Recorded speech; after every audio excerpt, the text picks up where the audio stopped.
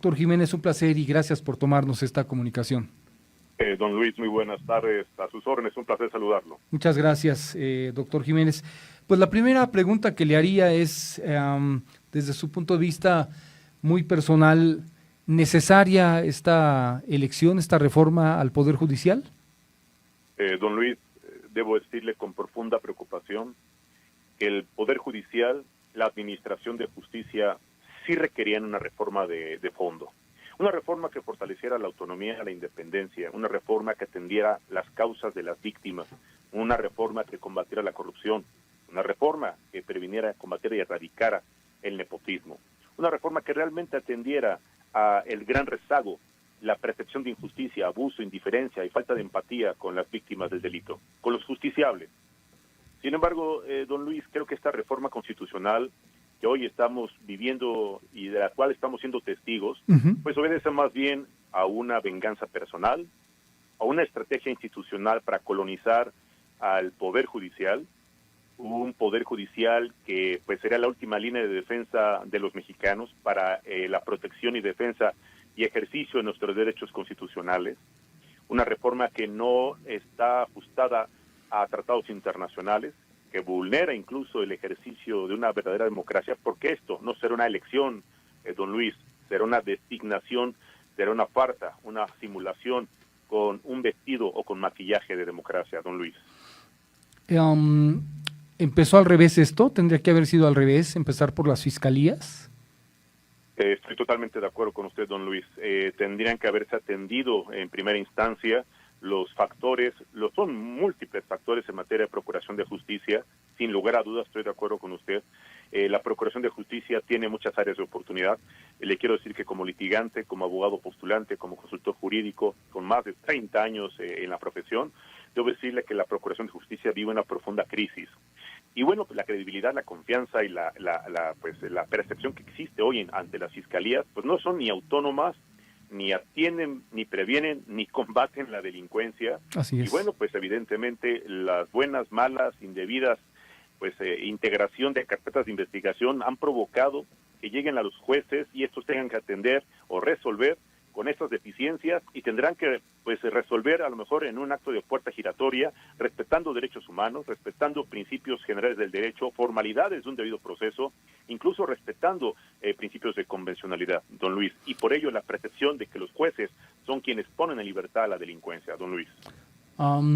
Suena más entonces a una ocurrencia, una improvisación, lo que se ha dado, a pesar de la enorme necesidad de sí una aplicación, ahora sí voy a decir, justa de la justicia, me permito este pleonasmo en todo caso, pero le suena más a improvisado, falta de estudio por parte de quienes al final lo convirtieron en iniciativa y al final se aprobó sin la profundidad, porque cuando hablamos del tema de las fiscalías yo diría, pues para ejemplo la del estado más poblado del país, que es la del Estado de México, y que como exprocuraduría y como fiscalía, lo digo de frente y lo digo claro, como lo he dicho desde siempre, ha sido una perfecta porquería, y es una palabra leve en comparación a lo que ha sucedido aquí en el Estado de México. Si no mal recuerdo, 2.300.000 carpetas estancadas en la Fiscalía Mexiquense del estado más poblado. Con haber analizado el Estado de México, me parece que pudieron haber repensado las cosas para que se hiciera mucho mejor. Totalmente de acuerdo con usted. Ese análisis es muy asertivo, don Luis. Debo Gracias. decirle que la misma percepción tienen, pues yo diría, varios millones de mexicanos que han sido víctimas de la indiferencia, han sido víctimas de la corrupción, han sido víctimas de la injusticia y que no ven cómo o no ven por dónde un representante de la sociedad o de las víctimas realmente defienda, proteja o garantice la integridad física, los derechos de las víctimas. No hay una verdadera representación social. La autonomía, esa gran reforma constitucional que aparentemente dotaba de independencia y autonomía a las fiscalías, pues nunca se cumplió. Y eso es más bien una simulación. Y claro, lo que usted decía, estoy totalmente de acuerdo. Esta reforma obedece y fue aprobada, quiero decirle, nunca fue analizada de fondo, simplemente fue aprobada en fast track, la ventanilla de partes, que es una oficialidad de partes en lo que se ha convertido el poder legislativo, don Luis. Sí, me parece que esa es la parte más preocupante, porque además, lamentablemente, me parece que los que no son abogados allá adentro y no conocen en esencia el derecho, debieron haber entre sus asesores o con bufetes externos, tomarles la palabra para tener un análisis mucho más profundo de lo que realmente no solo se requería, sino cómo comenzar realmente una reforma judicial.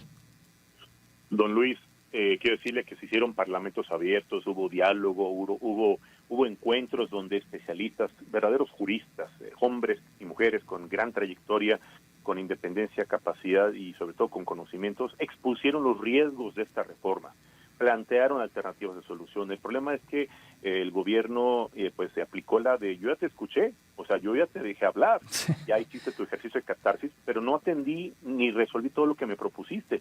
Lo voy a hacer con mi mayoría aplastante de manera legislativa porque el pueblo me eligió para eso, porque el pueblo quiere que las cosas se hagan así.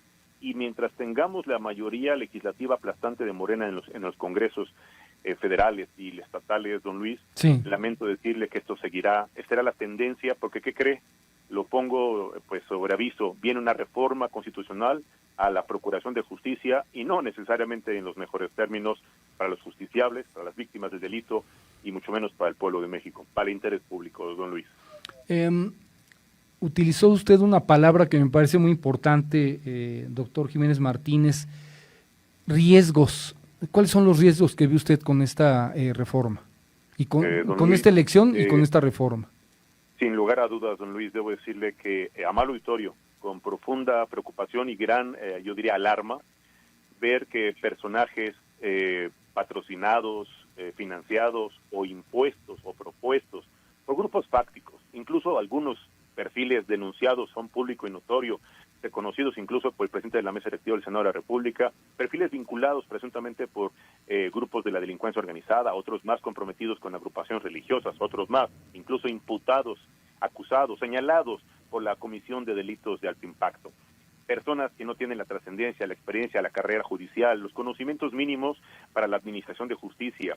En manos de estos personajes, en manos de esos perfiles, podría quedar el ejercicio de nuestros derechos, el patrimonio de nuestras familias, el futuro de los justiciables que hoy están esperando, sufriendo el rezago de más de 2 años que no se han resuelto sus asuntos para que ellos puedan obtener la libertad, la pensión alimenticia de una madre de familia, el régimen de visitas de un menor de edad, y sobre todo el reconocimiento y el ejercicio de los derechos de los mexicanos quedarán al arbitrio, al capricho, a la negociación inconfesable de personajes que llegaron no por una estrategia democrática, no bajo un principio de autonomía e independencia, sino bajo un compromiso inconfesable o bajo un acuerdo que puede resultar muy lamentable para el futuro de la administración de justicia de nuestro país. Don Luis.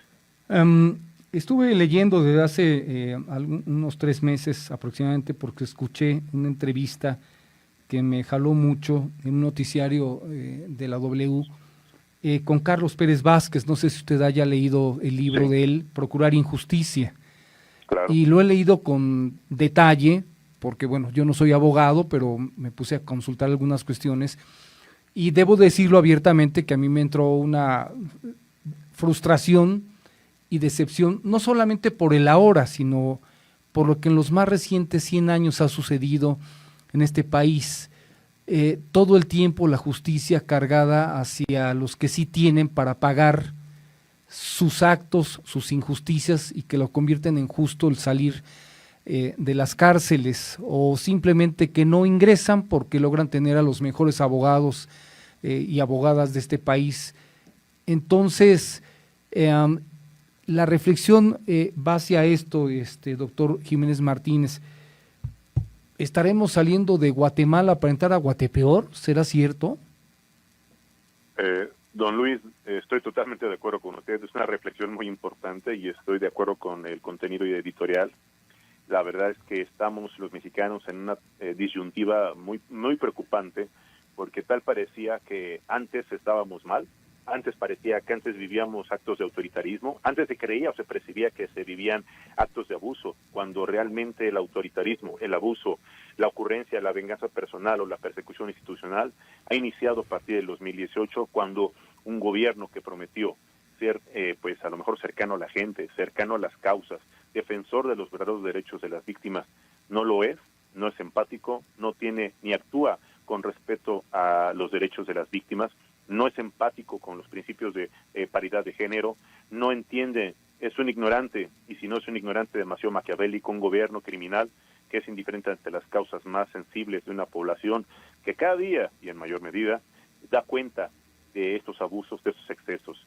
Es una triste realidad ver cómo este gobierno está lucrando con la confianza, con el voto de confianza que le dio el pueblo de México para gobernar esta nación, y lo único que están haciendo es hacer todo lo contrario de lo que prometieron y lo que ofrecieron, y lo que están la gente que sigue, pues no sé si comprometida de manera ideológica, económica o social o partidista, a los que están coaccionando a través de un mecanismo de pseudo promoción del voto, pues imponiéndoles, don Luis, amable auditorio, imponiéndoles a perfiles para que el próximo 1 de junio salgan a votar por esos perfiles, reitero, no por la trayectoria, no por la experiencia, no por el conocimiento ni por el prestigio profesional, sino porque son perfiles que están ya impuestos, que están ya designados, no elegidos, no por el ejercicio libre de un voto secreto y directo, no, por la imposición, por la manipulación o por la coacción económica que están ejerciendo grupos fácticos que están, reitero, de manera autoritaria,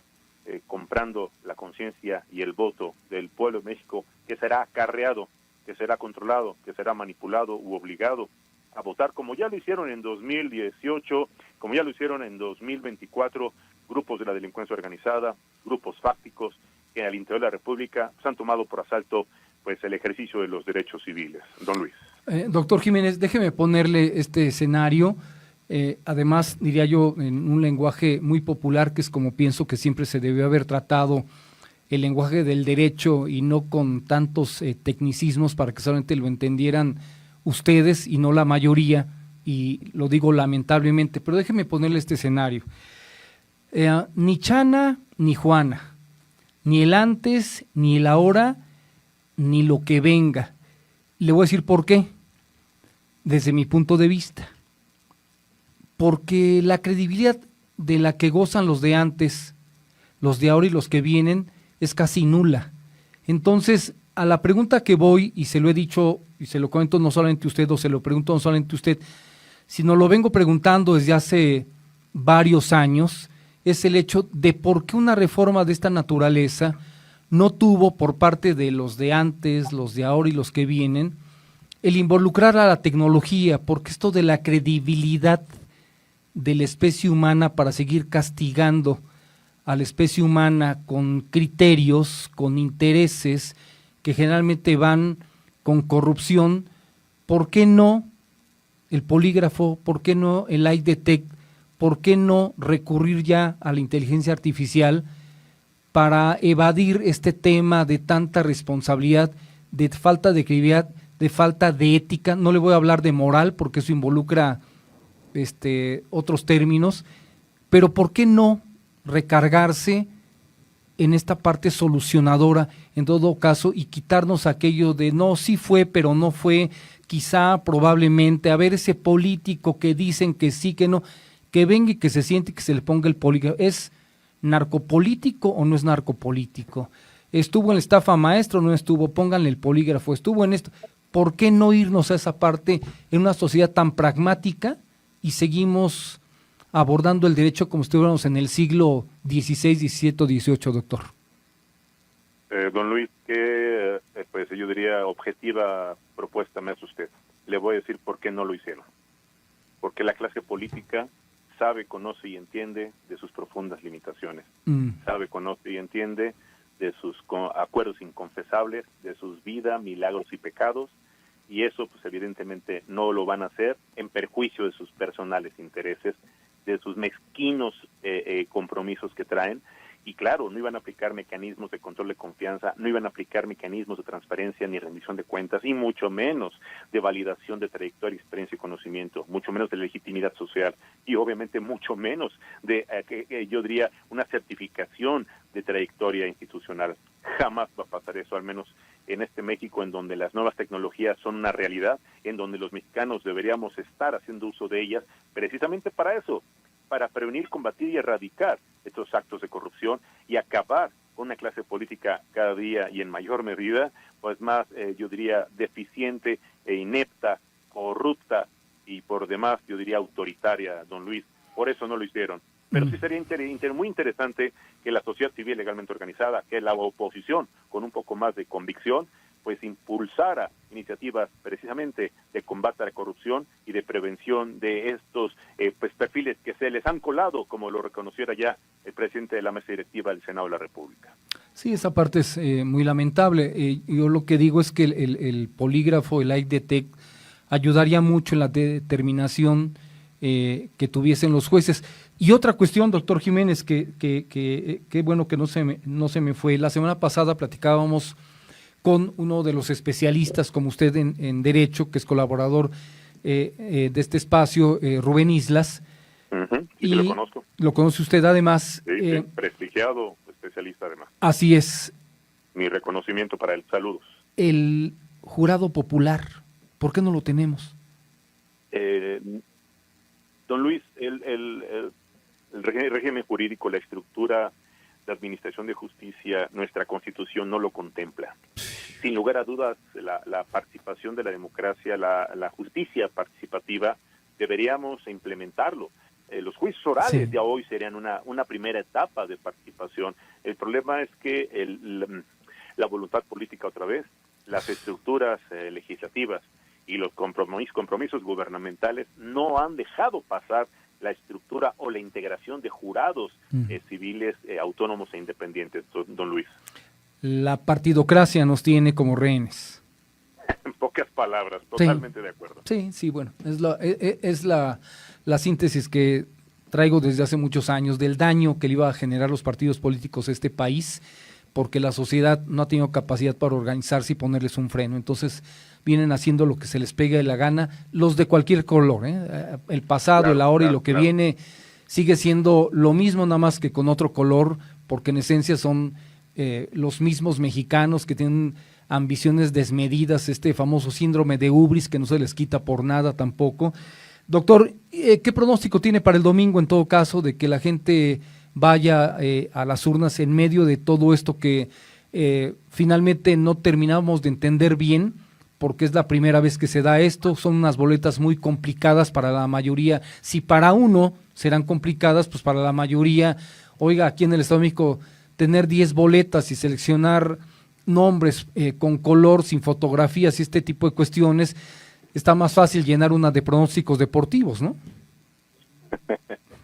Es cierto, don Luis, la verdad es que es todo un reto para la ciudadanía, para el pueblo bueno y sabio, es todo un reto este ejercicio de designación o de elección, no sé cómo llamarle, este ejercicio en donde saldrán, pues no sé, yo quiero decir algo, mi percepción, mi pulso, he sondeado con varios sectores de la población, con sociedad civil, con sectores de profesionales, no quieren salir a votar, no quieren legitimar esta farsa, esta simulación, no lo van a hacer porque dicen que no van a salir a perder el tiempo, porque además, como usted refiere acertadamente, en algunos estados, pues en el mejor de los casos serán 6 boletas, el Estado de México pues, va a tener 10, pero ¿qué le digo?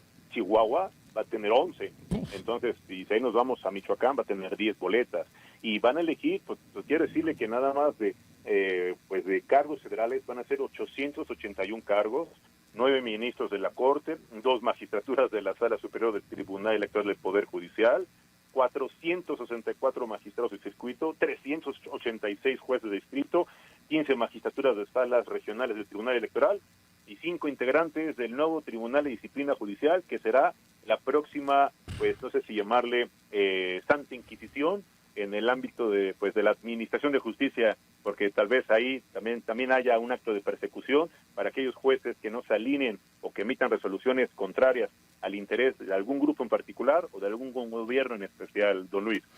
Caray. Bueno, y finalmente los resultados creo que se sabrán 12 días después, si no mal recuerdo. Sí, pero don Luis, aquí el problema es que no va a haber realmente la supervisión, la fiscalización, la intervención, no habrá observadores verdaderamente independientes ciudadanos. Así es. Esto lo va a controlar todo el gobierno, lo va a controlar el INE, y el INE, bueno, pues pues consejera presidenta había mencionado la semana pasada que en 24 horas estaría dando los primeros resultados. Quiero decirle o recordarle a la consejera presidenta del Instituto Nacional Electoral que por simple y especial logística, organización, distribución y distancia pues de los nuevos centros de votación, pues yo le otorgo el beneficio de la duda de que tenga un resultado confiable en función del número de cargos que serán elegidos y del número de boletas que además le quiero decir, don Luis, amable auditorio, sí. No habrá transparencia, no habrá rendición de cuentas, no habrá una sábana con el escrutinio, cancelación de boletas recibidas, número de boletas ejercidas, número de boletas cerradas sin haber sido utilizadas.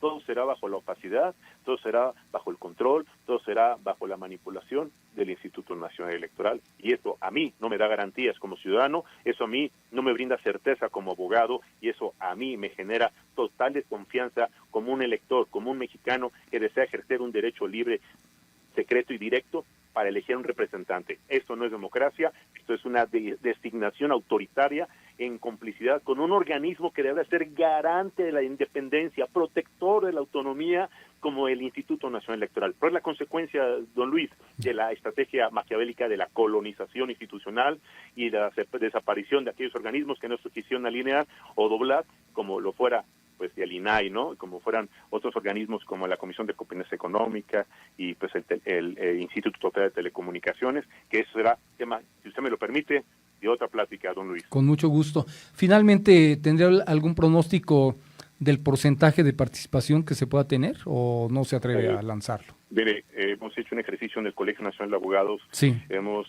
pues estado presentes en varios conversatorios, diálogos, con encuentros, ¿por qué no llamarlo así? Encuentros con algunos candidatos que están en funciones actualmente, que son funcionarios públicos, servidores públicos, personas juzgadoras, y la verdad es que la percepción, le quiero decir que no va a rebasar, espero equivocarme, yo soy un convencido de la democracia, yo creo que si alguien va a salir a votar, que lo haga claro, de manera responsable, pero también informada, que no sea manipulado, que no sea obligado, que no sea comprado, que vote por una persona en funciones, que una persona que realmente tenga experiencia, trayectoria, capacidad y autonomía institucional, no vote por un candidato chicharrones o por una futura ministra transformadora, que vote por personas en funciones. Aquí hay un tema muy importante, don Luis, que vale la pena compartir con usted y con su importante auditorio, si me lo permite. Sí, claro. Yo me atrevería como humildemente un ciudadano mexicano a recomendarle a la gente que va a salir a invertir su tiempo, a elegir a un integrante, un nuevo integrante del Poder Judicial,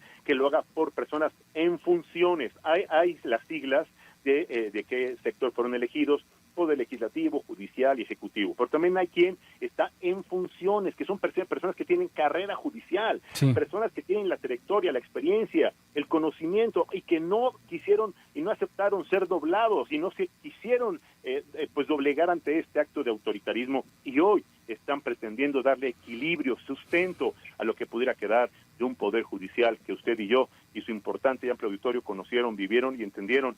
Y hoy tendremos que ver cómo desaparece este Poder Judicial y cómo se acaba la división de poderes en este país, don Luis. ¿Y el porcentaje, el cálculo del porcentaje? No, creo, platicábamos, Nuevo Barrio va a ser entre el 8 y el 10%, don Luis. 8 y 10% lo tienen calculado ustedes.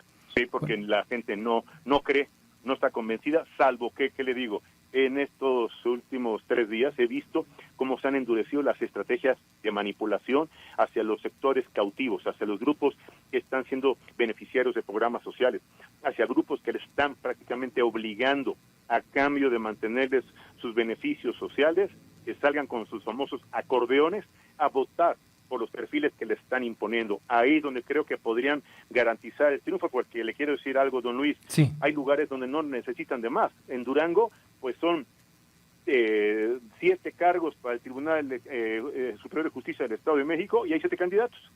Así que con que salga una persona a votar por cada uno de ellos, ya ganaron. O sea, ahí no hay democracia, hay designación directa, don Luis. Así es preocupante. Muy bien. Pues yo le agradezco este tiempo, doctor Julio Jiménez. Si me permite, podamos platicar después de la elección, lunes o martes, que me permita buscarlo para un análisis de lo acontecido, por favor.